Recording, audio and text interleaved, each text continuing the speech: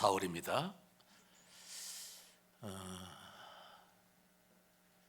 우리 대표 기도하는 제 장로님이 말씀을 전하는 목사를 위해서 많이 기도를 해 주시지요. 오늘도 우리 또 김 장로님 또 오늘 말씀 전하는 목사를 위해서 기도를 하셨는데, 이제 가만히 있다 보니까 참 그 기도도 필요하다 싶은 마음이 들어서 한 말씀드립니다. 우리에게 주일마다 매주일마다 육의 양식을 공급하시는 1929, 39, 49, 59, 69 우리 구역에 참 수고하시는 분들, 식구들 참 늘 수고를 많이 하시는데, 때로는 우리가 공식적인 기도가 참 많지도 못하고 때로는 또 지나가기도 하고 해서 오늘 한번 박수라도 한번 막 이렇게 쳐드려야 되겠다, 그런 마음에서 말씀드립니다. 우리 감사의 박수를 한번 보내드리십니다. 1929, 39, 49, 69 오늘은 3구 구역에서 이제 또 식사를 정하는 것입니다. 식사를 대하면서도 고맙다 인사를 그렇게 나누시고, 수고하신다고 인사를 나누시고 그렇게 하면 좋겠다, 그런 마음 다시 한번 듭니다. 자, 오늘은 화평케 하는 자, 그런 제목을 잡아봤습니다. 모든 시대마다 다 필요하겠지만 어느 시대 때보다도 지금 우리가 살고 있는 이 현실에서 가장 필요한 단어가 아니겠는가, 그런 마음을 가져봅니다. 왜냐, 우리나라는 지금 재앙 속에 있습니다. 정치적으로 사회적으로 완전 전쟁입니다. 대통령이 10년 사이에 2번이나 탄핵이 된 나라가 이 세상에, 지구상에 얼마나 되겠습니까? 자유민주주의 이 체제 속에 있는 우리 대한민국이 얼마나 참 여야의 진보, 보수 진영이 나누어진 가운데서 국민이 뽑은 대통령이 10년에 2번이나 탄핵이 되어서 참 쫓겨나는, 온 국민이 마음 아파하는 이런 시대에 우리가 지금 살고 있습니다. 잘했다 못했다 다 떠나가지고 이번 한 주간에 우리 성도님들, 우리 온 국민들의 마음이 무척 힘들었을 것입니다. 찬성하는 사람들도 말은 찬성했지만은 그 중심 속에서는 얼마나 마음이 아팠겠습니까? 반대하는 사람은 또 다 말할 것도 없이 더 많이 아팠겠지요. 그날이 보니까 내 마음이 그런지 온 세상 모두가 다 어둠이 꽉 차는 그런 무거움의 느낌을 제가 그렇게 느끼는지 모르겠지만은 또 그런 느낌도 받았습니다. 지금 재앙입니다. 극기하는 산불로 온 국민이 마음 아파하고 힘들었던 우리 지난 주간이었습니다. 지금까지 많은 화재가 있었을지라도 이런 불은 처음이라고 매스컴에서는 계속해서 말하고 있습니다. 무엇입니까? 재앙이다, 이 말씀입니다. 하나님의 진노입니다. 이런 문제가 왜 일어났으며 어떻게 일어났느냐 말입니다. 쉽게 한마디로 말합시다. 다툼입니다. 싸움 때문입니다. 특히 정치인들의 싸움이요, 이에 못마땅해 하는 우리 국민들의 원성이요, 분열이 오늘 우리 대한민국은 극도로 지금 치닫고 있습니다. 대통령이 탄핵이 되었으면 그걸로 이제는 수습이 되어지고 안정된 길로 가야만 하는데, 또 한편으로는 그 잔당들을 다 척결해야 된다. 또 이렇게 정치가 참 불안합니다. 화평이 다 무너졌습니다. 평화가 무너졌습니다. 그래서 오늘 제목 말씀입니다. 화평케 하는 자. 이게 절실하게 필요한 시대가 아니겠는가, 그런 생각을 해봅니다. 화평이라는 말이 뭡니까? 화목하고 평온함이잖아요. 화평인 그대로 따면 화목하고 평온하다는 것입니다. 화목하면은 평온해지는데, 화목하지 않으니까 분열입니다. 시끄러움입니다. 분쟁입니다. 사이좋게 지내며 다투지 않는다, 그 뜻이 바로 이 화목이요, 화평인 것입니다. 미움이 사랑으로 바뀌는 것입니다. 원수된 관계가 아버지와 아들로 신분이 완전히 뒤바뀐 것을 의미하는 것이 화목이요, 화평인 것입니다. 남남이요, 원수지간이 말입니다. 부자지간의 그런 관계가 회복되는 것이 화평이요, 화목이라는 것입니다. 그래서 오늘 읽은 말씀 9절의 말씀에 화평하게 하는 자는 복이 있나니 그들이 하나님의 아들이라 일컬음을 받을 것이요 했습니다. 화평한 자가 아니라 화평하게 하는 자입니다. 그 화평의 분위기 속에서 사는 것이 아니라 어려운 가운데서 화평을 만들어가는 피스메이커가 필요하다는 그런 말씀입니다. 성경은 화평케 하는 자의 축복을 말해주고 있습니다. 하나님의 아들이라 일컬음을 받을 것이다 했습니다. 마태복음 5장의 산상의 수훈의 말씀인데 8가지 복에 대해서 말씀을 주고 있잖아요. 그 첫 번째가 심령이 가난한 자는 복이 있나니 천국이 그들의 것이며, 두 번째 애통하는 자는 복이 있나니 그들이 위로를 받을 것이며, 세 번째 온유한 자는 복이 있나니 그들이 땅을 기업으로 받을 것이며, 네 번째입니다. 의에 줄이고 목마른 자는 복이 있나니 그들이 배부를 것이며, 다섯 번째 긍휼히 여기는 자는 복이 있나니 그들이 긍휼히 여김을 받을 것이며, 여섯 번째에 마음이 청결한 자는 복이 있나니 그들이 하나님을 볼 것이며, 그리고 일곱 번째에 주신 이 복이 뭡니까? 화평하게 하는 자는 복이 있나니 그들이 하나님의 아들이라 일컬음을 받을 것이다. 그렇게 말씀을 주고 있습니다. 모든 복의 내용이 또 참 그 축복이 큰데, 저 개인적으로 생각해 볼 때에 화평케 하는 자의 복이 제일 큰 것 같아요. 왜? 하나님의 아들이라 일컬음을 얻는다는 겁니다. 감히 말입니다. 이 땅에 살면서 우리가 하나님의 아들이라 일컬음을 받는다. 그럼 하나님의 것이 다 내 것이 되잖아요. 아버지의 모든 것들이 자식에게 다 넘어가듯이 하나님의 모든 것들이 다 우리에게 넘어오는 것이 자식과의 관계잖아요. 그 하나님의 하나님됨을 누가 누리느냐? 자식이 누리잖아요. 그래서 제일 큰 축복이 무엇이냐? 제일 큰 복이 무엇이냐? 모든 복이 다 중요하지만은 화평하게 하는 것이 이 땅에는 가장 필요한 것이다. 아들이다. 하나님의 아들이다. 그 이상 더 큰 축복이 없을 텐데, 우리 대한민국이, 우리 모두가 말입니다, 하나님의 아들이라 일컬음을 받는 그런 축복 속에서 살아가야 됨이, 우리가 오늘 현실도 그렇겠지만은 앞으로 미래 장래에도 하나님의 아들이 아니면은 하나님과 관계없는 그런 삶, 마귀의 자녀로 살 수밖에 없다는 것입니다. 화평치 못하면은 분명 그거는 마귀의 자녀의 소행입니다. 다툼과 분쟁과 분열은 누가 있느냐? 사탄의 역사가 있습니다. 지금 우리 대한민국은 누가 지금 공중 권세 잡는 자로서 지금 이 땅을 움직이고 있느냐? 대통령이 아닙니다. 사탄입니다. 어둠의 권세입니다. 이걸 보는 가운데서, 아는 가운데서 우리는 신앙생활을 해야 되겠고 한 국민으로서 살아가야 되는 것입니다. 누구가 누구를 향해서 손가락질하기 이전에 말입니다, 이 배후에 누가 있느냐? 그래, 사탄과는 화평이 안 되잖아요. 해서는 안 되잖아요. 사탄과는 아무리 어떤 관계도 할지라도 화목해서는 안 되잖아요. 사탄은 배격해야 되잖아요. 그러나 사람은 아니란 말씀입니다.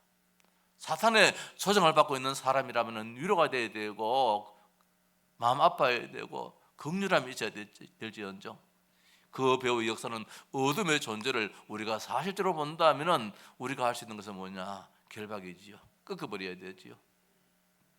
그래서 오늘 성경에서 화평케 한 사람, 한 몇 사람을 우리가 예를 들면서 이게 화평이구나, 이게 화평을 만드는 사람이구나, 이런 자에게는 어떤 축복을 주셨느냐? 우리 예수님께서는 화평케 하는 자는 그 누구도 만들 수 없는 그런 축복인데 하나님의 아들이라는 그런 복을 주시겠다 했는데, 성경에 화평케 하는 자는 어떤 복을 받았는지 한 몇 사람을 예를 들어서 한번 보십시다. 창세기 37장 26절 27절, 43장 8절 9절, 44장 33절 34절의 말씀에 보면은 야곱의 넷째 아들 유다가 나옵니다. 요셉의 형제들이지요. 12아들 가운데서 네 번째 아들 유다가 나오는데, 유다가 참 화평케 하는 자 같아요. 그래서 하나님이 유다에게 얼마나 큰 축복을 내렸는지, 야곱의 12 아들들 가운데서 다 합쳐도 이 야곱의, 이 유다의 복을 받지를 못해요. 내용상으로도 그렇고 그 아버지의 말씀 한마디 그 길이도 그렇고. 그래서 화평케 하는 자가 이렇게 복이 있구나. 우리 대한민국은 진짜 전 세계를 화평케 만드는 그런 국가가 되어야 될 터이고, 우리 대한민국 온 성도, 특별히 앞으로 세워질 지도자는 말입니다. 화평을 무너뜨리는 자가 지도자가 되서는 안 돼요. 여든 야든 간에 화평을 무너뜨리는 자가 지도자가 되어지면 국민이 어려움을 당해요. 나라가 어려움을 당해요. 어떤 어려움 가운데서도 화평을 만들어갈 수 있는 그런 능력의 소지자, 그런 근본을 가진 자가 이 나라를 지켜나가야 돼요. 요셉이 아버지의 심부름으로 형들이 양을 먹이는 곳에 갔다가 형들에게 죽게 됐잖아요. 아버지가 요셉아, 저 형들이 양을 치고 있는데 지금 몇 날 며칠 소식이 없다. 궁금하니까 네가 한번 가봐라. 그렇게 찾아가도록 했습니다. 보내겠습니다. 형들이 그때에 이제 형들이 저기 보니까 꿈쟁이가 온다. 동생을 두고 하는 얘기가 꿈쟁이가 온다. 만나기 전에 이들의 마음속에는 벌써 뭐냐? 죽이자. 이 들판에서 죽여서 짐승한테 찢겨 죽었다라고 아버지한테 그렇게 이야기하자. 형들은 그런 상황이었습니다. 요셉은 그것도 모르고 아버지 심부름을 이제 갔습니다. 형들 만나니까 얼마나 이제 반갑겠습니까? 한 곳에 갔더니만은 형님들이 없어요. 그래 지나가는 사람들 물으니까 그런 사람들 저쪽 길로 가는 것 같던데 그 말 듣고 가니까 마침 형들이 보입니다. 형들은 지금 저게 꿈쟁이 오니까 우리가 죽이자 그 마음을 먹고 있지만은 요셉은 그것도 모릅니다. 형님들 하면서 막 쫓아갑니다. 그때 형들이 잡았습니다. 잡아 죽이자 그랬습니다. 그때 유다가 뭐라고 했느냐? 자기 형제들에게 우리가 동생을 죽이고 그 피를 덮어둔들 무엇이 유익이 하겠느냐? 그러니 우리가 동생을 죽이지 말고 저 상인들에게 팔아서 생명을 구하고자 했던 것입니다. 그때 이제 제일 맞이 로벤은 잠시 이제 떠난 가운데서 이 동생을 어떻든 이제 살리라고 마음 먹고 있었지만은 유다가 그 형제들이 요셉을 저 물 웅덩이에 던져버렸어요. 다행스럽게 그 물 웅덩이에 물이 없는 빈 웅덩이였지요. 던져 넣었다가 이제 유다가 하는 이야기가 우리가 이 동생을 죽여서 뭐 하겠느냐? 피를 묻힌들 뭐 하겠느냐? 우리 무슨 유익이 있겠느냐? 살리고자 하는 그런 마음이 있었습니다. 아버지께 돌려보내고자 하는 그런 마음이 있었습니다. 그래서 이제 그 동생을 우물에서 건져내가지고 이제 저 상인들한테 팔았다는 그런 장면이 나오잖아요. 자, 이게 유다의 화평케 하는 마음입니다. 살리고자 하는 마음입니다.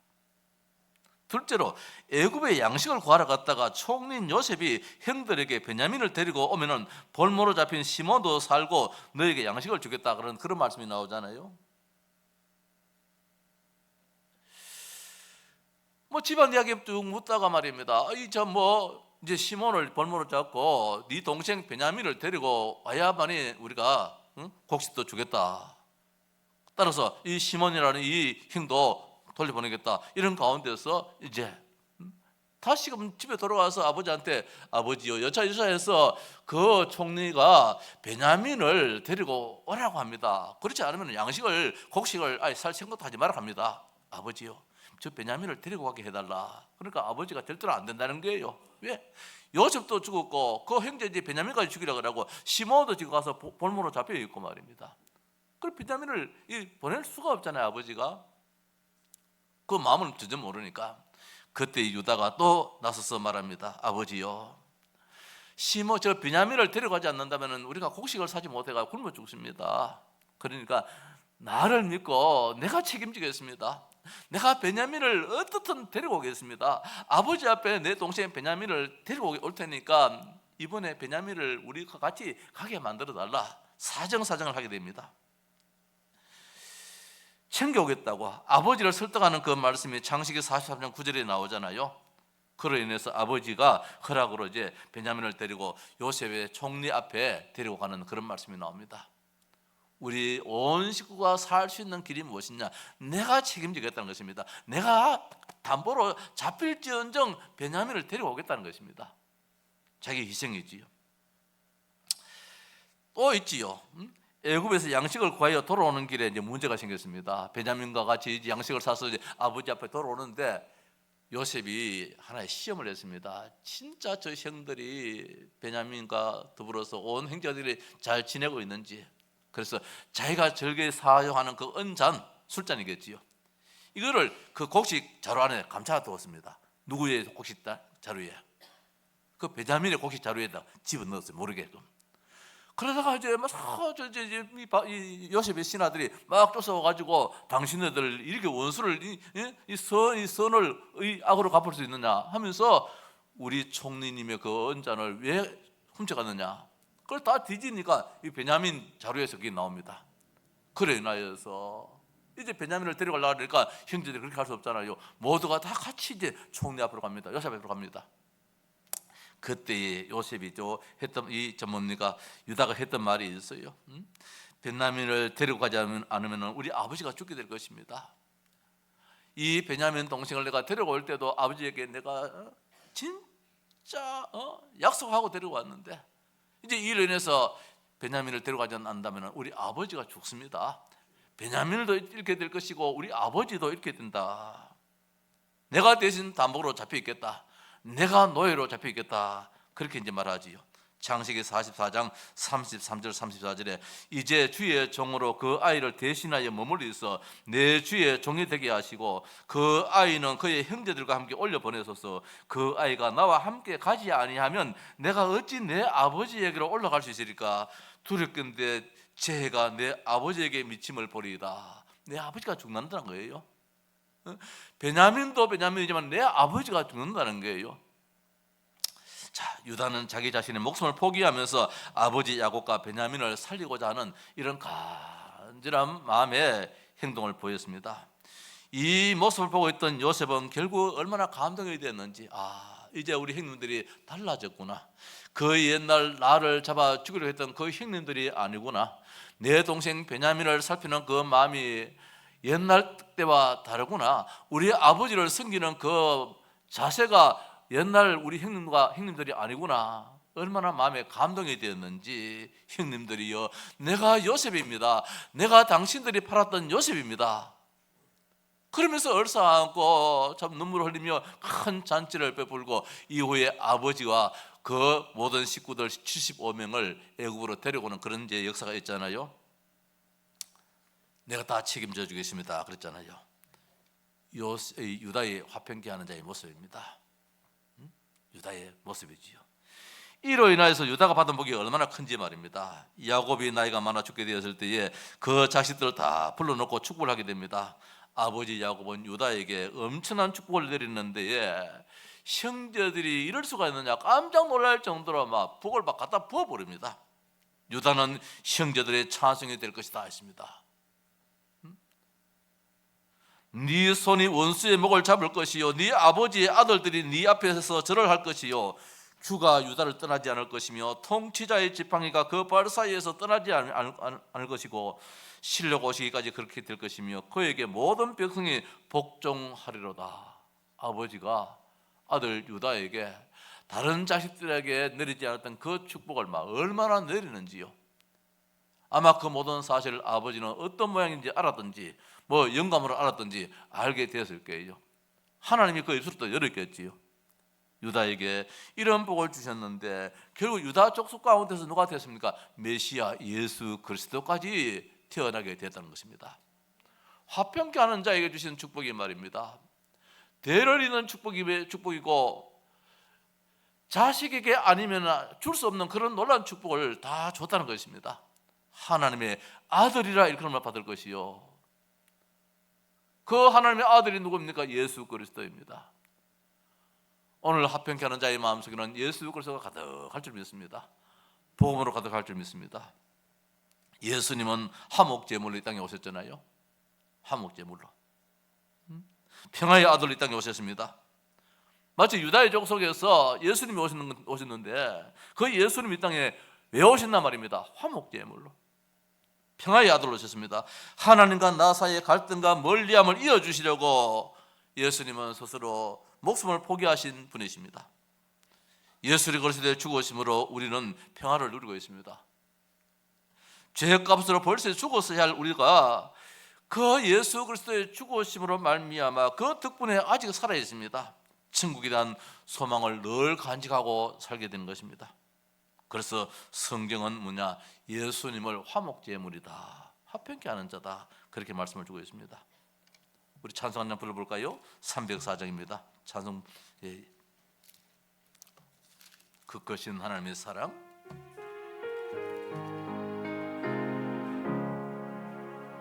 그것은 하나님의 사랑 말로 다 영영 못하네. 저 높고 높은 별을 넘어 이 낮고 낮은 땅 위에 죄범한 영혼 구하려 그 아들 보내사 화목제물 삼으시고 죄 용서하셨네. 하나님 크신 사랑은 생량 다 못하네. 영원히 변치 않는 화목제물 삼으시고 성도여 찬양하세. 화목제물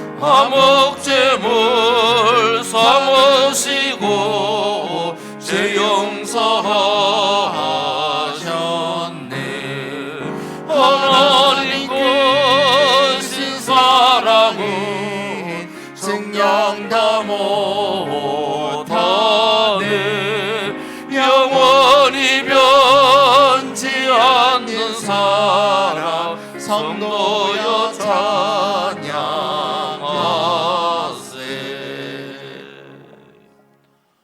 화목제물입니다. 관계가 깨어졌을 때에 그 관계의 이어짐을 위해서 드려지는 화목제물입니다. 아무 죄 없이 목숨이 사라짐으로 누군가와 누군가를 연결하는 그 화목제물, 그 예수 그리스도, 그 모습을 누가 보여주었느냐?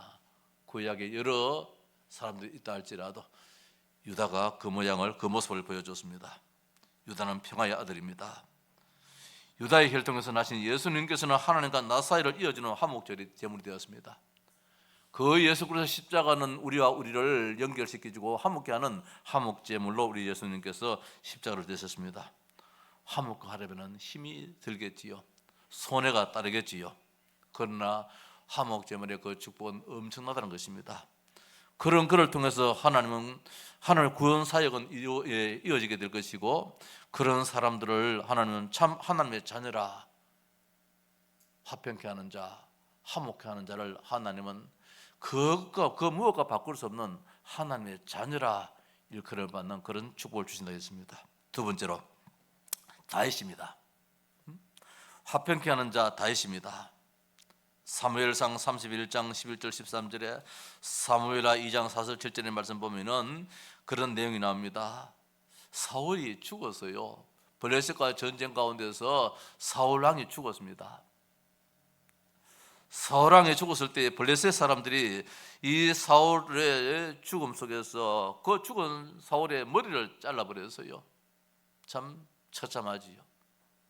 그리고 그 시체를 말입니다, 블레셋 백성들이 다 볼 수 있도록 저 성벽에다가 박아버렸어요. 달아 매었어요. 머리가 잘려있는, 몸뚱아리만 있는 그 시체를 전 백성들이, 블레셋 백성들이 다 볼 수 있도록 이스라엘의 왕 사울을 벽에다가, 성벽에다가 못을 박아버렸어요. 자, 이 소식을 들었던 한 족속이 있어요. 길랏 야베스 사람입니다. 야베스 주민들이 이 소식을 들었어요. 사울 왕이 죽었는데 저렇게 처참하게 비참하게 달려서 온 백성들의 조롱거리를 당하는 그런 죽음을 당했다는 것입니다. 이 소식을 들은 야베스 주민들이 얼마나 마음이 아팠는지 생명의 위험을 무릅쓰고 밤새도록 달려가서 그 성벽에 매달려 있는 그 사울의 시체를 내렸어요. 내리고 사울의 아들들의 시체까지도 다 가지고 자기 동네로 가서 불살라서 태워서 화장을 했겠지요. 그리고 그 나무 밑에 참 장사했다. 에셀나무 아래에서 장사했다. 그리고 얼마나 마음이 아팠는지 7일 동안 야베스 전 주민들이 금식을 했다. 그런 말씀이 나옵니다. 참 잘했지요. 그런데 그 이유가 있어요. 왜 그랬느냐 말입니다. 사울이 야베스 이 족속을 도와줬어요. 야베스 족속에게 암몬이 말입니다. 침략에 들어오면서 그때 이제 이 야베스가 우리 화친하자 그래서요. 그러니까 언약을 맺으려면은 약속을 하나 해야 되겠는데 너희들이 눈을 다 빼야 되겠다. 너희들이 눈을 다 빼고, 그래 암몬이 이 야베스 주민들의 눈을 다 빼고 그 이후에 우리가 너와 언약에서 너희들과 합친하겠다 이렇게 하거든요. 그게 말이 됩니까? 그것을 사울이 알았어요. 사울이 알고 난 다음에 사울이 가서 암몬 족속을 쳐버렸어요. 치고 이제 이 야베스를 건져준 그런 말씀이 나옵니다. 얼마나 감사한 일입니까? 도움을 받은 사람들이죠. 이 도움을 받았던 야베스가 사울이 그렇게 비참하게 죽었다는 소식을 듣고 장례도 못 치르고 모든 민족들에게, 모든 백성들에게 죽은 시체로서 지금 조롱을 당하는 걸 볼 때 얼마나 마음이 아팠는지, 그래서 자기들의 생명을 무릅쓰고 달려가서 그 시체를 가지고 와서 장례를 치러 주었어요. 그런데 말입니다, 이 일이 참 또 이상하게 또 흘러가요. 사울이 이렇게 죽었는데, 그 사울 이후에 다윗이 왕이 되었잖아요. 다윗이 왕이 된 가운데서 어떤 사람이 다윗에게 달려와서 다윗 왕이요, 여차 이런 일이 있었습니다라는 거예요. 뭐냐? 저 야베스 저 사람들이 왕의 원수지고 왕과의 그 관계가 그렇게 악했던 사울 저 죽었을 때에 그 죽음을 그대로 놔둬야 되지, 그 시체를 가져와가지고 장례를 치러줬다는 거예요. 이게 어떻게 해석해야 될지 말입니다. 어떻게 해석해야 될지. 진짜 잘했다는 칭찬조로 이걸 이야기를 했는지, 아니면은 야베스 족속을 완전히 멸해버리려고 하고자 다윗한테 고자질을 했는 것인지 말입니다. 내가 볼 때에는 고자질을 했는 것 같아요. 왜? 관계가 안 좋은 거 알잖아요. 다윗과 사울과의 관계, 다윗은 그런 마음이 없었지만은 사울은 늘 항상 그 다윗을 죽이려고 했잖아요. 그러니까 다윗도 한편적으로는 사울이 죽었으니까 자연스럽다 이제 이런 마음을 안 가지겠습니까? 그 죽은 시체도 막 던져버려야 되는데 저 야베스 족속이 와서 장례를 치러줬단 말입니다. 그 알려주는 사람이 다윗의 마음을 막 이게 흔들어 그랬는지 그렇게 했다는 거예요. 아마 내가 보기에는 그 사람이 고자질을 하는 것 같아요. 이간질하는 것 같아요. 다윗 왕이요, 저 야베스 족속을 완전히 멸하십시오. 아마 그런 쪽으로 이야기를 했는 것 같아요. 그런데 그때 다윗이 뭐라고 합니까? 아니란 것이에요. 얼마나 야베스 사람을 칭찬해 주었는지, 다윗이 참 잘했구나, 야베스 백성들이 참 잘했구나, 한나라 왕이 죽었으면 말입니다, 그렇게 처참하게 비참하게 거 있는 그 시체를 내렸다가 장례를 치러주고 얼마나 참 좋았겠습니까? 다윗이 칭찬을 잔뜩 해줬어요. 이게 바로 화평케 하는 자라. 그 고자질하는 그놈은 말입니다, 화평케 하는 자가 아니에요. 잘한다고 했지만 말입니다, 다윗의 마음은 아니에요. 그래서 오늘 야베스 사람을 칭찬하는 그런 내용이 사무엘하 2장 4절 7절에 나오는데, 다윗이 누구냐? 화평케 하는 자다. 그의 축복이 얼마나 큰지 이스라엘의 최고의 왕이었습니다. 예수님이 다윗의 자손 예수라고 말씀해 주고 있습니다. 하나님의 아들이라는 이름을 받게 되는 거예요. 그냥 이 하나님의 아들이 아니에요. 화평케 하는 자는 예수님의 그 축복을 받게 되는 것입니다. 하나님의 아들이, 우리도 하나님의 아들이지만은 근본적으로 하나님의 아들이 누굽니까? 예수님이잖아요. 이 그리스도의 축복을 누리게 된다는 것입니다. 세 번째로 화평케 하는 자 한 사람 더 소개하겠습니다. 아비가일이라는 한 여자가 있어요. 이 아비가일이라는 이 여인인데 그는 나중에 다윗의 아내가 됩니다. 얼마나 큰 축복을 받았습니까? 무슨 내용이냐면은 아비가일의 남편의 이름이 나발이라는 사람이 있는데 그는 부유한 사람이에요. 밀이라는 사람이라고 했습니다. 다윗이 소년들을 나발에게 보내서 먹을 것 좀 달라 했어요. 전쟁터에서 와서 소년들이 지금 지치고 있으니까 먹을 것이 없으니까 나발은 부자예요. 그러니까 가서 나발에게 먹을 것을 좀 달라 하니까 이 나발이 말입니다, 다윗의 요구를 거절하고 다윗이 누구냐 하면서 말입니다, 핀잔을 주고 조롱을 하고 이래 했는 거예요. 그래서 다윗이 화가 나잖아요. 전쟁터에서 돌아와서 지금 말입니다. 뭘 것을 한다면은 앞서 와서 말입니다. 대접하고 해야 되는데 좀 달라 하는데도 이게 뭐 욕만 하고 안 주는 거예요. 그래서 다윗이 화가 났잖아요. 그래서 나발을 없애려고 마음을 먹은 것 같아요, 다윗이. 그런데 이 사실을 이제 나발의 종이 나발의 아내인 이 아비가일에게 쫓아와서 이야기합니다. 당신의 주인이 남편이 저 다윗이 전쟁터에 들어가지고 이렇게 했는데 다윗에게 이렇게 참 모욕을 줬습니다. 그러니까 아비가일이 얼마나 마음이 아팠는지 얼마나 많은 음식을 장만하였다가 이제 다윗에게 나아갔어요. 용서를 빌었습니다. 내 남편을 용서를 빌었습니다. 미련한 사람이라고 그랬습니다. 용서해 주십시오. 당신의 손에다가 피를 묻히면 뭐 하겠습니까? 하나님이 다스리도록 하나님께서 판단해서 하나님이 다스리면 되지 않습니까? 이래가지고 다윗의 손에 피를 묻히지 않도록 만들어줬어요, 그 아비가일이. 그래서 그 남편 나발은 열흘 이후에 죽었어요. 하나님이 쳐서 죽여버렸어요. 오늘 우리가 이 땅에 있는 모든 문제도 마찬가지입니다. 하나님께서 다스리도록 말입니다.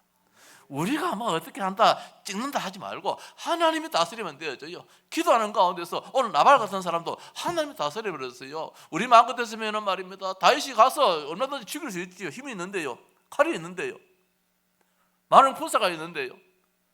그런데 아비가일은 아니에요. 하나님이 다스리도록 당신의 손에 피를 묻히지 말아달라는 거예요.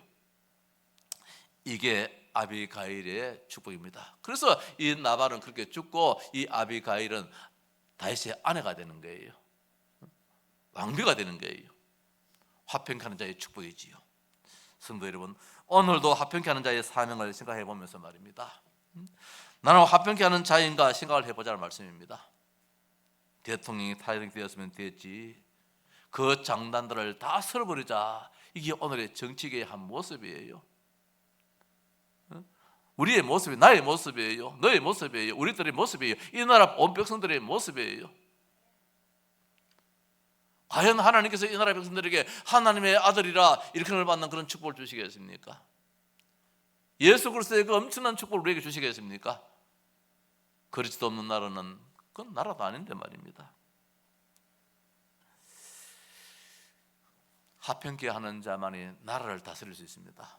화평케 하는 자만이 지도자가 될 수 있어요. 교회 지도자도 화평케 하는 자가 교회 지도자가 될 수 있어요. 한 지역의 지도자도 화평케 하는 자가 한 지역의 지도자가 되어야 되고, 한 나라의 지도자는 특기도 합니다. 이번에 대통령제 선거 우리 진짜 기도하면서 이 나라를 화평케 할 수 있는 그런 인물을 뽑아야 돼요. 야당의 사람이 진짜 화평케 하는 사람은 야당을 찍고, 여당의 사람이 진짜 화평케 하는 사람이라면 그분을 찍어야 돼요. 교회 다니기 때문에 아니에요. 교회 오빠도 지금 앞장서가지고 막 일하더라고요. 아니에요. 그리스도 없는 사람은, 복음 없는 사람은 지도자가 될 수가 없다는 것입니다. 은혜와 평강이 너에게 있을지어다. 은혜를 입은 자만이 화평케 할 수 있는 자예요. 하나님의 은혜가 없으면 절대로 평화를 만들어낼 수 없어요. 사도 바울은 교회마다 편지를 쓸 때에 항상 두 단어를 같이 씁니다. 앞에 단어가 무엇입니까? 카리스, 은혜입니다. 하나님 은혜. 두 번째 나오는 단어가 평강입니다. 평강이 앞서지는 못해요. 항상 은혜가 먼저 나오고 뒤에 평강이 나와요. 하나님의 은혜를 입은 자가 화평을 만들 수 있고 평강을 만들어 갈 수 있는 거예요. 오늘 우리는 하나님의 은혜를 입은 자입니다. 복음 가진 자입니다. 지금 우리에게는 누가 필요합니까? 피스 메이커가 필요합니다. 화평케 하는 자가 필요합니다. 화평 안에 있는 자가 필요한 것이 아니고 화평케 하는 자예요. 냉장고에 먹을 것이 없고 음식물이 없다 할지라도 우리 마음에 참된 평안함을 얻는 그런 우리의 삶이 되는 거예요. 화평케 하는 자는 아무나 할 수 없을 것입니다. 은혜 받은 자입니다. 그건 무엇입니까? 복음 가진 자만이 할 수 있어요. 진짜 우리나라 일찍이 이승만 대통령이 복음 가진 자이기 때문에 우리 대한민국을 이만큼 처음에 건국을 한 줄 믿습니다. 화평케 하는 자가 되었기 때문에. 복음 가진 자만이 할 수 있는데 복음의 망대로 선자가 화평케 할 수 있습니다. 우리는 복음의 망대를 진짜 흔들림 없이 씌워나가야 돼요. 오직 복음으로 말입니다. 오직 예수 그리스도로. 우리 주님이 화목 제물이 되셨습니다. 그 화목 제물이 나의 삶 속에 가득할 수 있도록 말입니다. 위로 하나님과 관계가 회복되어지고 옆으로 모든 우리 사람들과의 관계가 회복될 수 있도록 말입니다. 원수지간 만들지 말고 복음을 누리는 자가 할 수 있습니다.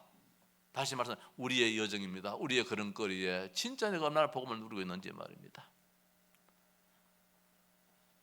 복음을 전하는 자입니다. 우리의 복음의 이정표를 얼마나 내가 굳게 붙잡고 있는지 말입니다. 이 복음의 이정표를 군데군데 세워야 됩니다. 저 대통령실에도 복음의 이정표를 세워나갈 수 있고 말입니다. 저 정부의 모든 부처에도 이정표를 세워나갈 수 있는 복음의 이정표를 세워나갈 수 있도록 모두를 살리는 그런 삶이 바로 화평케 하는 자의 삶이 될 터인데, 복음 가진 화평케 하는 자로서 국가를 살리게 될 것입니다. 민족을 살리게 될 것입니다. 전 세계를 살리게 될 것입니다. 진짜 기도하십시다. 이제 60일 정도 있으면은 우리나라의 새로운 대통령을 뽑아야 되잖아요. 그간에 어떤 또 일이 일어날지는 우리가 알지 못합니다만은 이제 우리나라가 세계 복음화 해야 될 나라인데 우리 서로 간에 반목질시해서는 안 되잖아요. 이 좁은 나라에 몇 명 되지 않는 이 나라가 말입니다. 서로 반목질시하고 서로 헐떡고 서로 죽이려고 하고 이러면 어떻게 되겠습니까? 우리의 미래가 어떻게 되겠습니까? 오늘도 한국 교회에서는 많은 메시지가 나오고 있습니다만은 오늘 우리 하영동서교회에서는 화평케 하는 자라는 말씀을 우리 성도들에게 전해 봅니다. 정말 우리 마음이라도 우리만이라도 정말 이 중심 가지고 아비가일처럼 말입니다. 다윗처럼 유다처럼 살리는 자가 될 때에 하나님은 우리에게 넘치는 하나님의 아들이라 그런 축복을 주실 것입니다. 한 주간 동안도 내가 진짜 하나님의 아들로 우뚝 서 있는지, 정말 내 속에 복음의 망대가 서 있는지, 복음의 여정을 걷고 있는지, 복음의 이정표를 지금 가지고 있는지, 하나님 이 복음으로 말미암아 사람을 살리기를 원합니다. 서로 관계가 회복되기를 원합니다. 우리나라의 정치계가 진짜 화목되기를 원합니다. 우리 모든 국민들이 진짜 하나님 아버지여 평강 가운데서 이 민족을 위하여서 미래를 만들어갈 수 있는 우리 대한민국 온 국민이 다 되게 해주옵소서. 그 어느 때보다도 많은 기도가 있는 그런 주간 되시기를 주님의 이름으로 축복합니다.